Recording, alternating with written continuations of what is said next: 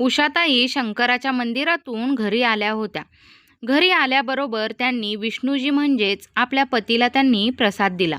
तेव्हा विष्णूजी म्हणाले, "तू शंकराची खूप मोठी भक्त आहेस ना?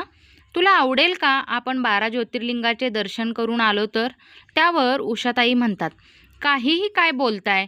या वयात आपण कुठे जाऊ शकतो का? 12 ज्योतिर्लिंगास?" विष्णूजी म्हणतात, "का नाही जाऊ शकत आपण? ह्यावेळेस जे पेन्शनचे पैसे येतील त्या पैशामध्ये आपण 12 ज्योतिर्लिंगाला जाऊया, तेही विमानाने."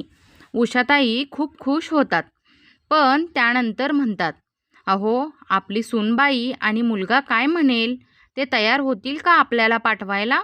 त्यावर विष्णूजी म्हणतात, "त्यांना काय विचारायचे? पेन्शनचे पैसे तर माझे आहेत. यावेळेस आपण त्यांना काही द्यायचे नाही." त्यावर उषाताई म्हणतात, "अहो, त्यावरून घरात वाद होतील."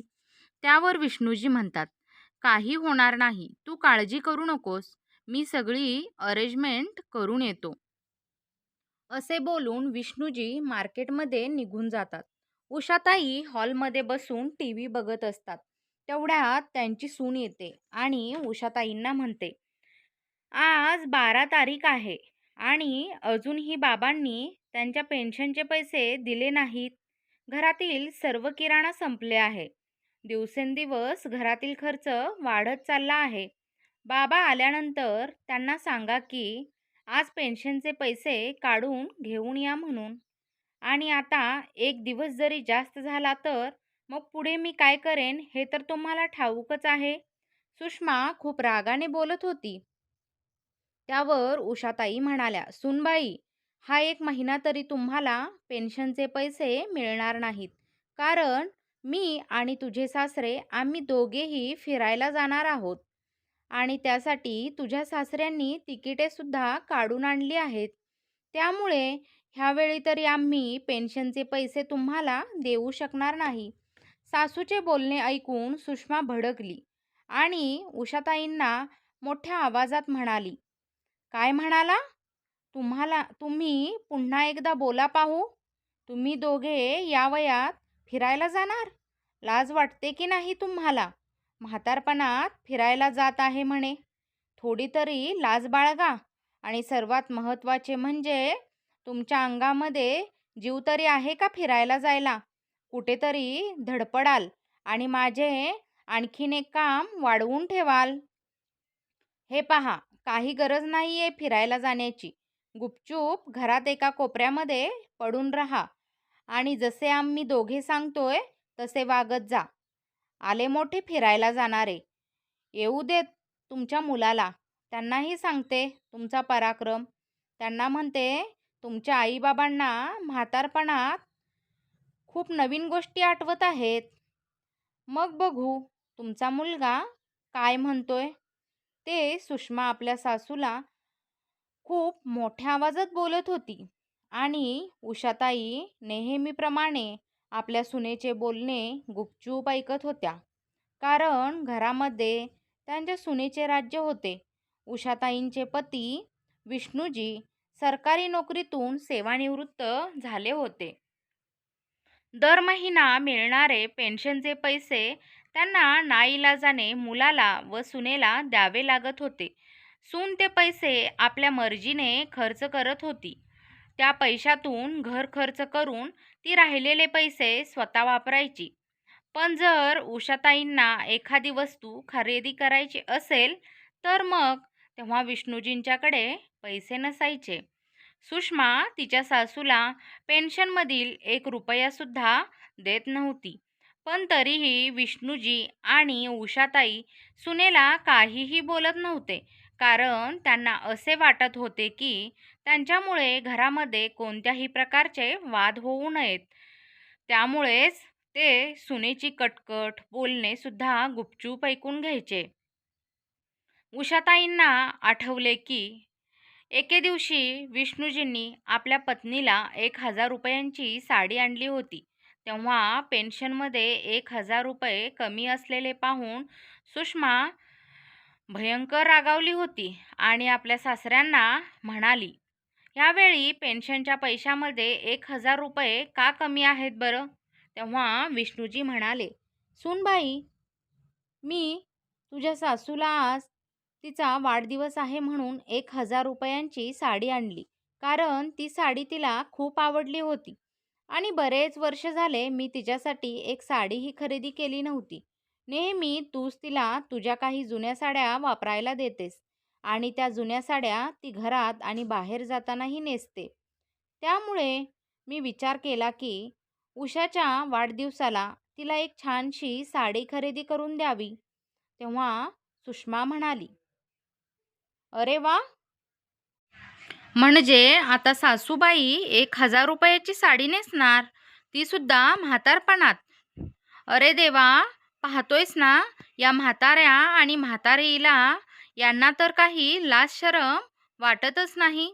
1,000 रुपये वायफळ खर्च करताना हेही लक्षात आले नाही की आपण शहरात राहतोय आणि शहरामध्ये किती महागाई असते. पण या लोकांना तरी कसे ठाऊक असेल, कारण यांचे आयुष्य तर खेडेगावामध्ये गेले आहे."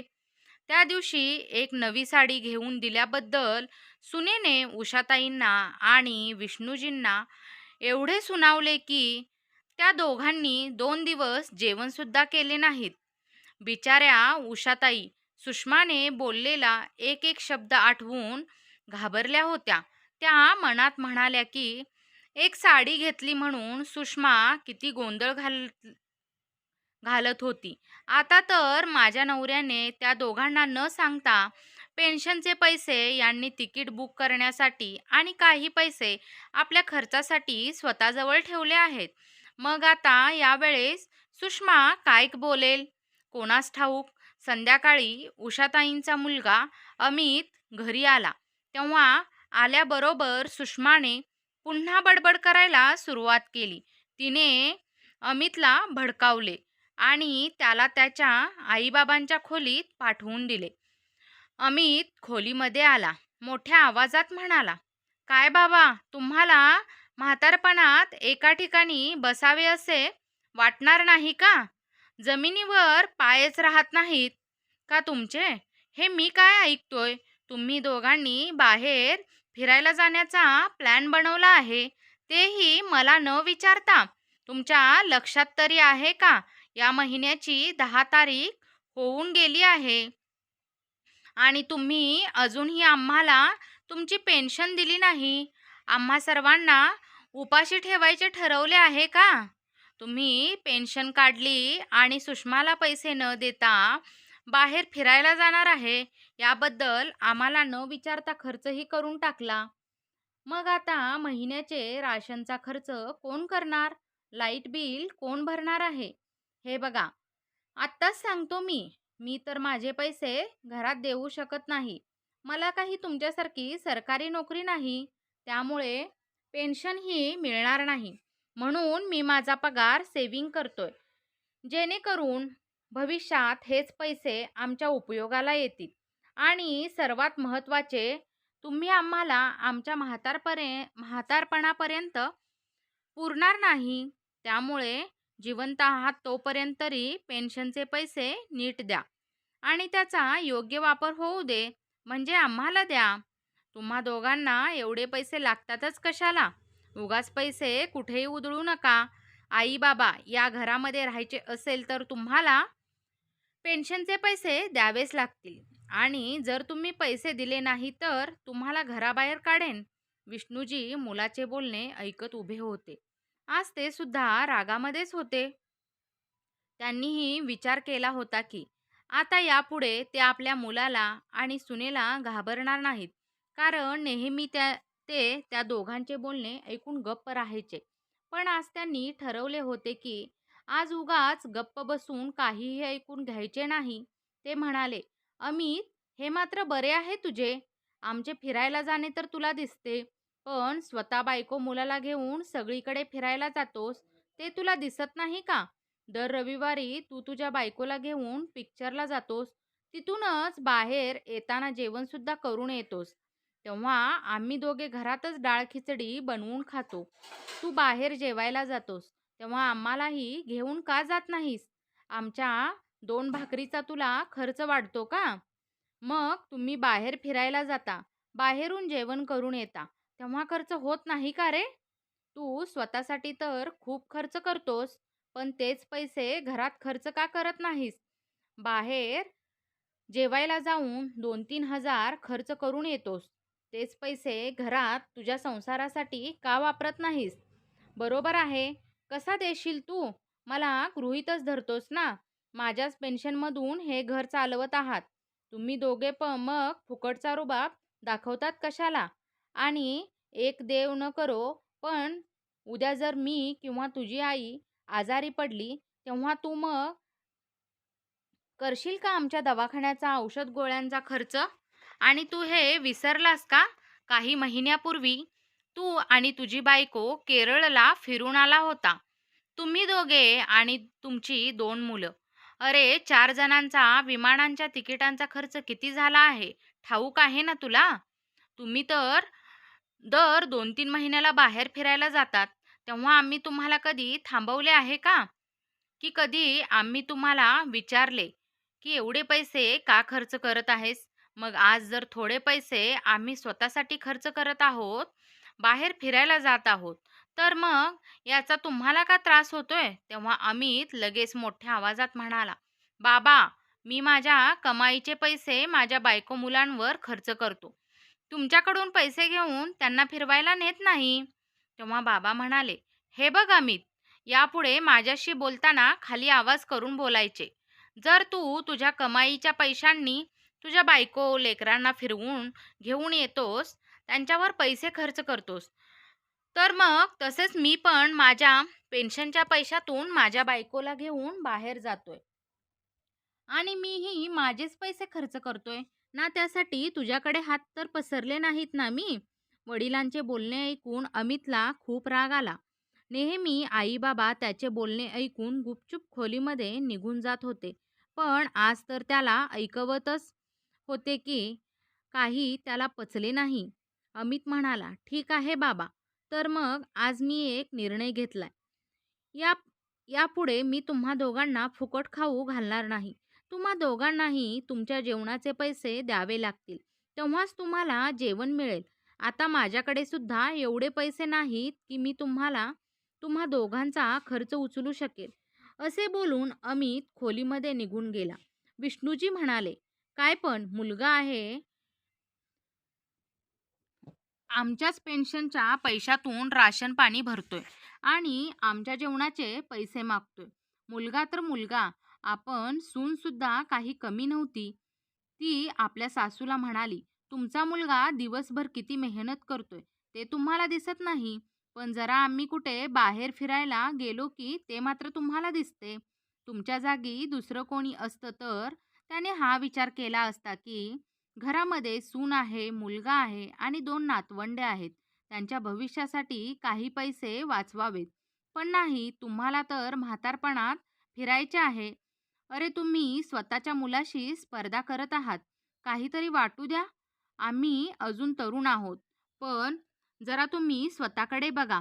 तुमची अर्धी लाकडं स्मशानात गेली आहेत आणि आलेत मोठे फिरायला जाणारे. गुपचूप कोपऱ्यात पडून राहा." एवढे बोलून सून रागाने तिच्या खोलीत निघून गेली. आपल्या मुलाचे आणि सुनेचे बोलणे ऐकून उषाताई रडायला लागल्या. त्या भरलेल्या डोळ्यांनी आपल्या पतीला म्हणाल्या, "अहो, आपण पुन्हा कधीतरी फिरायला जाऊया, पण आता नको. तुम्ही ऐकलं ना ते दोघे काय बोलत होते? ते दोघेही रागात आहेत. उगाच आपण त्यांच्या विरुद्ध वागलो तर ते आपल्याला जेवणसुद्धा देणार नाहीत. आपल्याला खूप त्रास होईल त्याचा आणि ते दोघेही म्हातारपणात आपले जगणे मुश्किल करतील." तेव्हा विष्णूजी म्हणाले, "उषा, तू अजिबात काळजी करू नकोस. मी असताना तुला आता कोणी काहीही बोलणार नाही. आतापर्यंत जे बोलले ते खूप ऐकून घेतलं आपण, पण आता नाही. यापुढे मी त्या दोघांचं काहीही सहन करून घेणार नाही. आपण पण आता नाही. यापुढे त्या दोघांचं काहीही सहन करून घ्यायचं नाही." विष्णूजी आपल्या पत्नीचे अश्रू पुसत म्हणाले, "आता आपण मन मारून जगायचं नाही. उषा, मी माझ्या लहानपणी गरिबी पाहिली. तरीही माझ्या आईबाबांनी कष्ट करून मला शिकवले आणि सर्वात महत्त्वाचे म्हणजे मला गरिबीची जाणीवही होती, म्हणून मी शिकलो. पण आपल्या मुलाचे तसे नाही. त्याला तर सर्व काही आयतं मिळत गेलं. त्याला गरिबी काय असते हे ठाऊकच नाही. अगं उषा, अमित लहान असताना आपण त्याला काहीही कमी पडून दिले नाही. त्याचा प्रत्येक हट्ट पूर्ण केला. चांगल्या शाळेत, कॉलेजमध्ये घातले. मला वाटले मुलगा चांगला शिकला तर त्याच्या आणि आपल्याही आयुष्याचे सोनं होईल. म्हणून पैसे भरून इंजिनिअरिंगला ॲडमिशन घेऊन दिले. त्याच्या शिक्षणासाठी नेहमी पैसे वाचवले. विचार केला होता, जर मुलगा शिकला तर आपल्याला म्हातारपणात आरामात राहता येईल. आपण आपल्या जबाबदारीतून मुक्त होऊ. पण आता म्हातारपणा तर ह्या मुलानेच आपल्यावर बंधने घातली. आपल्याला त्याच्या बायकोच्या तालावर नाचायला लावतो आहे. त्यामुळे आपल्याला मन मारून जगावे लागत आहे. अगं, तेव्हा आपल्या खांद्यावर आपल्या मुलाची जबाबदारी होती. पण आता आपण सर्व जबाबदारीतून मुक्त झालो आहोत.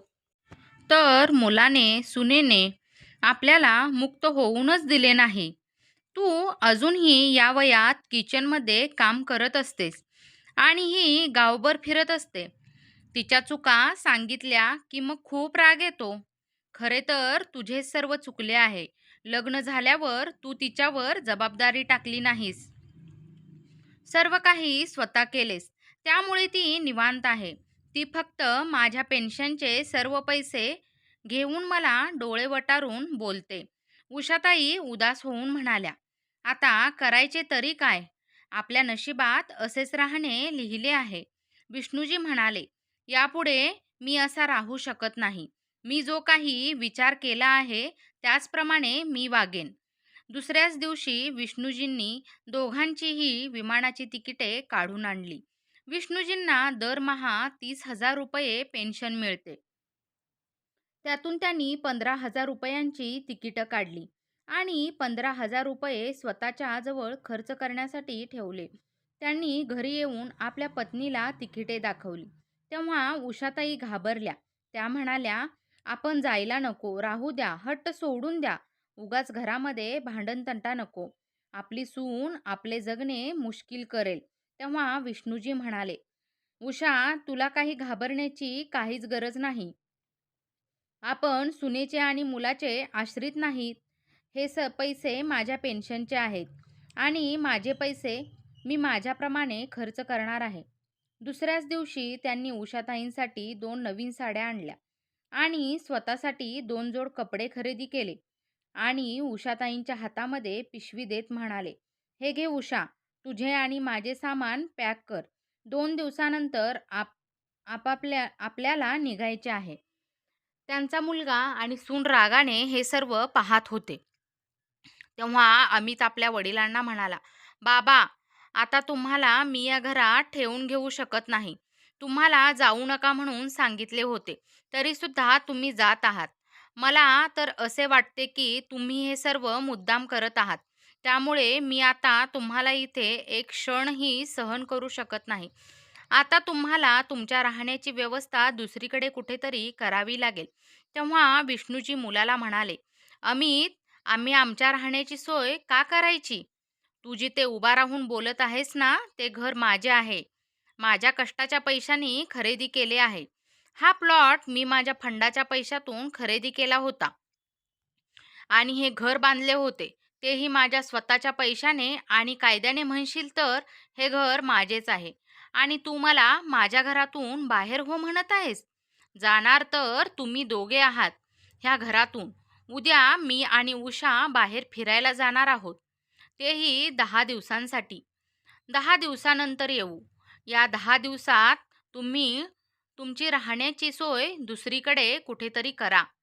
आपल्या वडिलांचे बोलणे ऐकून मुलाच्या आणि सुनेच्या तोंडावर 12 वाजले होते. त्यांच्या स्वतःच्या कानावर विश्वास बसत नव्हता की त्यांचे वडील कधी अशा प्रकारे त्यांच्याशी बोलतील, त्यांनाच घराबाहेर काढतील. तेव्हा सुषमा म्हणाली, बाबा, जर तुम्ही आम्हाला या घरातून बाहेर काढलं तर मग तुम्हाला जेवण कोण बनवून देईल? म्हातारपणात तुमची काळजी कोण घेईल? शेवटी आम्ही तुमच्याच कामी येणार आहोत. तेव्हा लगेच विष्णूजी म्हणाले, "सुनबाई, तू आधी तुझ्या डोक्यातून हा गैरसमज काढून टाक. आम्हाला तुमची गरज लागेल किंवा आम्ही दोघे तुमचे आश्रित आहोत. आता आम्हाला तुम्हा लोकांच्या तुम्हा दोघांच्या आश्रयाची काही सुद्धा गरज नाहीये. अगं, माझे घर एवढे मोठे आहे की मी या घरामध्ये 2 लोकांना भाड्याने ठेवीन आणि घरकामासाठी एक कामवाली लावेन. मी माझ्या पेन्शनचे पैसे अगदी माझ्या मर्जीने खर्च करेन. तू आमची काळजी करू नकोस. फक्त स्वतःचा विचार कर की आता तुमचे पुढे कसे होईल." विष्णूजींचा राग पाहून दोघेही दंग झाले. विष्णूजी आणि उषाताई दोघेही आपल्या खोलीत निघून गेले. दुसऱ्या दिवशी ते दोघेही तयार होऊन खोलीबाहेर आले. त्यांच्या एका हातामध्ये बॅग आणि दुसऱ्या हातामध्ये विमानाची तिकीटं होती. विष्णूजी मुलाला आणि सुनेला आवाज देत म्हणाले, "अमित, आम्ही 10 दिवसानंतर परत येणार आहोत. तोपर्यंत तुम्ही दुसरीकडे कुठेतरी तुमच्या राहण्याची व्यवस्था करा." एवढे बोलून विष्णूजी आपल्या पत्नीचा हातात हात घेऊन एअरपोर्टला जाण्यासाठी निघाले. आज त्यांचे एक स्वप्न पूर्ण होणार होते. त्यांच्यासोबत त्यांच्या पत्नीची सुद्धा इच्छा पूर्ण होणार होती. प्लेनमध्ये बसल्यानंतर दोघे पती-पत्नी खूप खुश होते. उषाताईंच्या डोळ्यातून आनंद अश्रू तर थांबतच नव्हते. त्यांनी कधी स्वप्नातही विचार केला नव्हता की त्याही कधी विमानाने प्रवास करतील. ते दोघेही 12 ज्योतिर्लिंगाच्या पहिल्या ज्योतिर्लिंगा ठिकाणी पोहोचले. तिथे त्यांनी ज्योतिर्लिंगाचे दर्शन घेतले आणि आजूबाजूच्या परिसरातही फिरायला लागले. हे त्यांच्या आयुष्यातील सर्वात चांगले दिवस होते. विष्णूजी म्हणाले, "उषा, तू खुश तर आहेस ना? मला फक्त तुला आनंदी बघायचे आहे. कितीतरी दिवसातून आज आपण मनसोक्त जगलो आहोत. अगं, आपल्या काही इच्छा नसतील का, की आपल्या म्हातारपणासोबत आपल्या इच्छासुद्धा मरून गेल्या आहेत?" तेव्हा उषाताई म्हणाल्या, "बरोबर बोलत आहात तुम्ही. आपल्या मुलाने आणि सुनेने आपल्या चेहऱ्यावरचे हसूच हिरावून घेतले होते. प्रत्येकाला आपलं आयुष्य आपल्या पद्धतीने जगण्याचा हक्क आहे. मग तो तरुण असो किंवा म्हातारा. आणि तसेही म्हातारपणात तर माणसाचे मन अगदी लहान मुलासारखे असते. पण आजकालच्या अमितसारख्या मुलांना तर हे पटतच नाही. त्यांना फक्त स्वतःच्या आनंदाशी मतलब आहे. स्वार्थी असतात अशी मुले. आई-वडिलांच्या सुख-दुःखाबद्दल किंवा इच्छांबद्दल त्यांना काही देणे-घेणे नसते. विष्णूजी म्हणाले, "अगं उषा, हे एक फार बरे आहे. आपल्याला पेन्शन तरी मिळते म्हणून. तर आपण आज आपल्या पेन्शनच्या जोरावर आपल्या मुलाशी बोलू शकत आहोत. पण त्या आई-वडिलांचे काय? ज्यांनी आपली सर्व जमापुंजी मुलांवर खर्च केली आणि आपल्या म्हातारपणासाठी काहीही शिल्लक ठेवले नाही. आणि तीच मुले जर आपल्या आई-वडिलांना त्रास देत असतील, तर मग त्या आई-वडिलांनी काय करायचे? ते बिचारे आपले म्हातारपण कसे जगत असतील? माझे तर असे म्हणणे आहे की माणसाने जिवंत असेपर्यंत आपले सर्व काही मुलांना देऊ नये. काही आई-वडील असा विचार करतात की जे काही आहे ते सर्व आपल्या मुलांचेच आहे.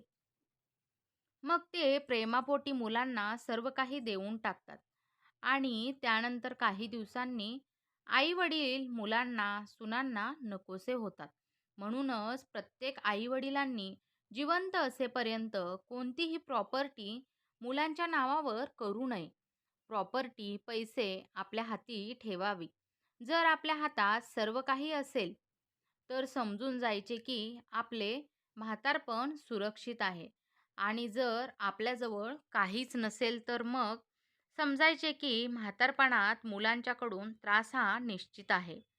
अगं, आज आपल्याकडे पैसे आहेत म्हणूनच तर आपण आपल्या पेन्शनच्या जोरावर विमानाचा प्रवास करत आहोत. नाहीतर आपला मुलगा आपल्याला घराबाहेर सुद्धा जाऊ देत नव्हता. त्यानंतर दोघांनी खूप गप्पा मारल्या. 10 दिवस आनंदात गेले. 10 दिवसानंतर विष्णूजी आणि उषाताई घरी पोहोचले. तेव्हा त्यांनी पाहिले की अमित डोक्याला हात लावून बसला होता. आई वडील आलेले पाहून त्याने आई वडिलांचे पाय धरले आणि म्हणाला, बाबा, मला माफ करा. माझे चुकले. आता यापुढे मी कधीही तुम्हाला त्रास देणार नाही. आई-वडील दोघेही एकमेकांकडे पाहतात. तेव्हा विष्णूजी म्हणतात, सुषमा कुठे आहे?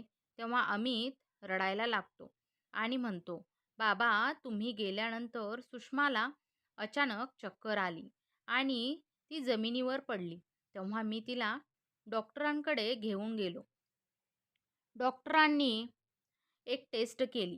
तेव्हा त्यात तिला एक जीवघेणा आजार असल्याचे समजले. आजपर्यंत मी माझ्या पगारातील एकही पैसा घरात न देता भविष्यात उपयोगी पडेल म्हणून ठेवला. सर्व पैसे किंवा त्याहून जास्त पैसे आता सुषमाच्या उपचारावर खर्च करावे लागणार आहेत.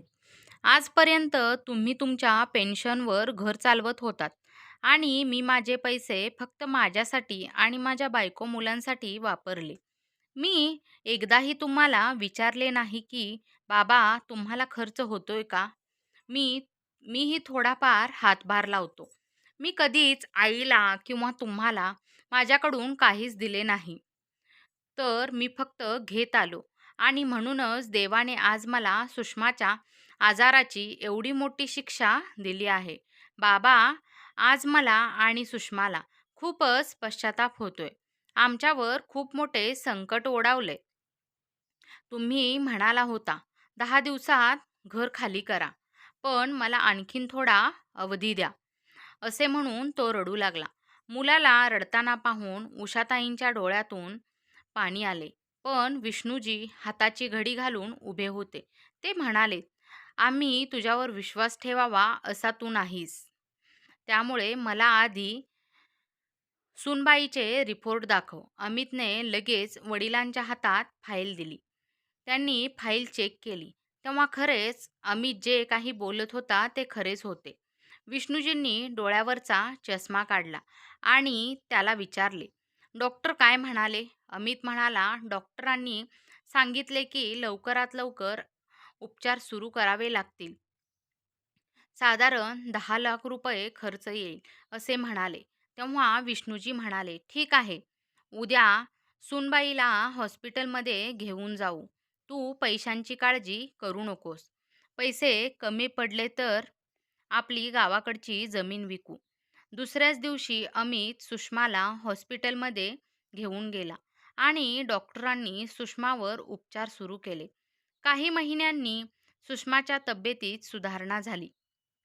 सुषमा आणि अमित हॉस्पिटलमधून घरी आले. उषाताईंनी भाकरीचा तुकडा सुषमावर सुषमावरून ओवाळून टाकला. घरी आल्याबरोबर सुषमा आणि अमितने आईवडिलांचे पाय धरले.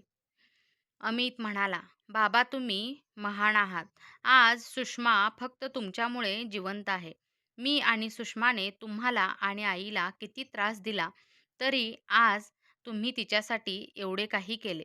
विष्णूजींनी अमित आणि सुषमाला उठवले आणि म्हणाले, अमित, एक सांगतो मी, हे सर्व फक्त माझ्या 2 नातवांसाठी केले आहे. लहान मुलांना आई किती महत्त्वाची असते हे माझ्याशिवाय आणखी कोणाला ठाऊक असेल? असो.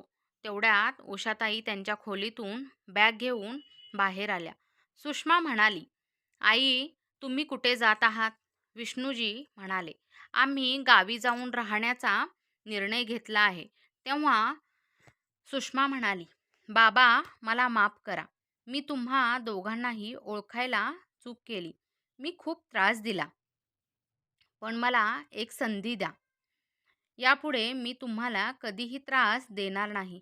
तुमच्याकडून पेन्शनचे पैसेही घेणार नाही. पण तुम्ही आम्हाला सोडून जाऊ नका. त्यानंतर सुषमा उषाताईंसमोर हात जोडत म्हणाली, आई, तुम्ही तरी बाबांना सांगा ना. आम्ही तुम्हाला काहीही बोलणार नाही. तेव्हा उषाताई म्हणाल्या, अहो, मी काय म्हणते, सुषमा आणि अमितला त्यांची चूक समजली आणि तसेही ते आत्ताच हॉस्पिटलमधून आली आहे. मग आपण तिच्याजवळ थांबले पाहिजे ना. तेव्हा विष्णूजी म्हणाले, तुझा हाच स्वभाव पाहून लोक तुला त्रास देतात. जर कोणी दोन गोड शब्द बोलले की तेवढंच तुला पुरेसे असते. तेव्हा सुषमा म्हणाली, बाबा खरंच तुम्ही मला एक संधी देऊन तरी बघा. हे पहा, मी माझ्या मुलांची शपथ घेऊन सांगते, मी तुम्हाला त्रास देणार नाही. उषाताईंनी सुषमावर हात उचलला आणि म्हणाल्या, खबरदार, यापुढे निष्पाप मुलांची शपथ घेतलीस तर. तेव्हा विष्णूजी आपल्या पत्नीकडे पाहत होते. म्हणाले, तुझे हे रूप यापूर्वी दाखवले असतेस तर आपल्याला कोणीच त्रास देण्याची हिंमत केली नसती. ते पुढे म्हणाले, ठीक आहे, मी तुम्हा दोघांना एक संधी देतो. पण माझ्या काही अटी असं आहेत.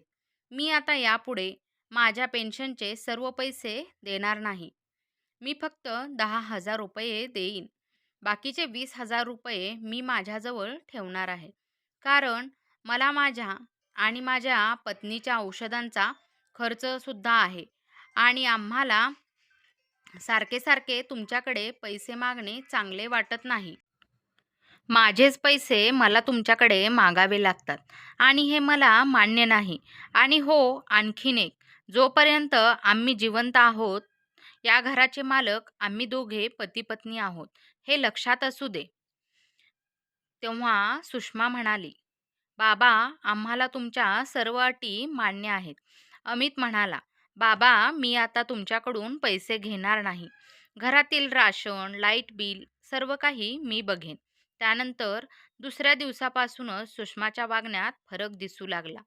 ती सकाळी लवकर उठली, घरकाम करू लागली. तेवढ्यात उषाताई मंदिरातून घरी आल्या. तेव्हा त्यांनी पाहिले की सुषमा किचनमध्ये काम करत होती. त्या पटकन किचनमध्ये गेल्या आणि सुषमाला म्हणाल्या, अगं सुषमा, तुला कालच तर हॉस्पिटलमधून डिस्चार्ज मिळाला आहे. तू लगेच काम करू नकोस. काही दिवस आराम कर. मी करेन. तिने सासूकडे पाहिले आणि मनात म्हणाली, यांना माझी किती काळजी आहे. मी उगाच चांगल्या माणसांना त्रास दिला. याचा आता सुषमाला पश्चाताप होऊ लागला. ती म्हणाली, सासूबाई, मी ठीक आहे. तरीही आता सुषमाला तिच्या सासूबाई प्रत्येक कामात मदत करत होत्या. अमित सुद्धा आता त्याच्या वडिलांकडून एकही रुपया घेत नव्हता. व्यवस्थित घर चालवत होता. मुलगा आणि सुनेत झालेला बदल पाहून उषाताई विष्णूजी यांना म्हणाल्या, आपला मुलगा हा रस्ता चुकला होता. त्याला त्याची चूक समजली. यासाठी मी देवाचे खूप आभार मानते. तेव्हा विष्णूजी म्हणाले, उषा, अगं तसे नाही. सुषमा आजारी पडली होती. तेव्हा त्याला आपली गरज पडली आणि तेव्हाच त्याला संकटात असताना आई-वडिलांची किंमत कळाली. काहीही म्हण, पण दोघा नवरा-बायकोंमध्ये चांगला बदल घडून आला आहे, हे नक्की. असो, दोघांनीही सुखाचा संसार करावा. याशिवाय आपल्याला तरी काय हवे आहे? बरोबर ना मित्रांनो? कधी-कधी आयुष्यामध्ये कठोर निर्णय घ्यावे लागतात. थोडेसे स्वार्थी वागावे, बोलावे लागते. कारण आजकाल लग्न झालेली काही मुले आणि त्यांच्यासोबत त्यांच्या बायकासुद्धा आई-वडिलांना गृहीत धरतात. मुले जर बायकोसमोर आई-वडिलांचा अपमान करत असतील, तर मग सुना देखील नवऱ्याचे पाहून सासू-सासऱ्यांना त्रास देतात. तसेच आजच्या या युगामध्ये ही गोष्ट सुद्धा सत्य आहे की जर आज तुमच्याजवळ पैसे आहेत, तर तुम्हाला इज्जत आहे. जर पैसे नसतील, तर तुम्हाला कोणीही विचारणार नाही. त्यामुळे नेहमी तुमच्याकडे काहीतरी शिल्लक ठेवा. कारण पैशाच्या जोरावर तुम्ही तुमचं स्वतःचं आयुष्य स्वाभिमानाने जगू शकता. तुम्हाला काय वाटते? कथा आवडल्यास चॅनलला लाईक, शेअर, सबस्क्राईब नक्की करा. कथा ऐकल्याबद्दल मनापासून धन्यवाद.